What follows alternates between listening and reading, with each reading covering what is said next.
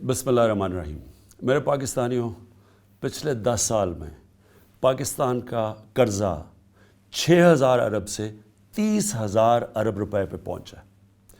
इसका आवाम को क्या नुकसान हुआ कि जो हम सालाना टैक्स इकट्ठा करते हैं जो है तकरीबन 4,000 अरब रुपया, उसमें से आधा टैक्स तकरीबन 2,000 अरब रुपया सिर्फ इनके लिए हुए कर्ज़ों की किस्तें अदा करने पे जाता है। जो बाकी पैसा बच जाता है उस पर ये मुल्क नहीं अपने खर्चे पूरे कर सकता।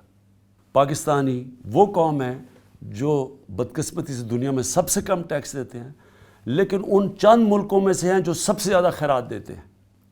और ये वो कौम है जिसमें सलाहियत है, और अगर जज्बा आ गया तो कम अज़ कम हम 10,000 अरब रुपया इकट्ठा कर सकते हैं हर साल। इसलिए मैं आप सबसे आज अपील कर रहा हूँ कि हम ये जो असासा डिक्लेयर करने की स्कीम लेके आए हैं, इसमें आप सब शिरकत करें, क्योंकि अगर हम टैक्स नहीं देंगे हम अपने मुल्क को ऊपर नहीं उठा सकते। हमें अपने आप को तब्दील करना पड़ेगा अगर हम एक अजीम कौम बनना चाहते हैं। अल्लाह कुरान में कहता है, मैं कभी किसी कौम की हालत नहीं बदलता जब तक वो कौम खुद अपनी हालत बदलने की कोशिश ना करे। 30 जून तक आपके पास वक्त है कि अपने असासे, अपने बेनामी असासे, बेनामी बैंक अकाउंट्स, बाहर पैसा पड़ा हुआ है, इनको डिक्लेयर करें। 30 जून के पास आपको ये मौका नहीं मिलेगा। और ये याद रखें, ये आज जो हमारी गवर्नमेंट है इसके पास वो इन्फॉर्मेशन है कभी पहले किसी गवर्नमेंट के पास नहीं थी।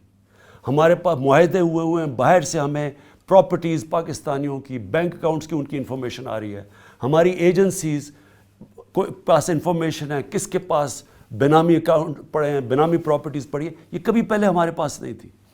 इसलिए इस स्कीम का फ़ायदा उठाएं, पाकिस्तान को फ़ायदा दें, अपने बच्चों का मुस्तकबिल ठीक करें, मौका दें कि हम इस मुल्क को अपने पैर पर खड़ा करें और लोगों को गुर्बत से निकालें। इस स्कीम का पूरा फ़ायदा उठाएं।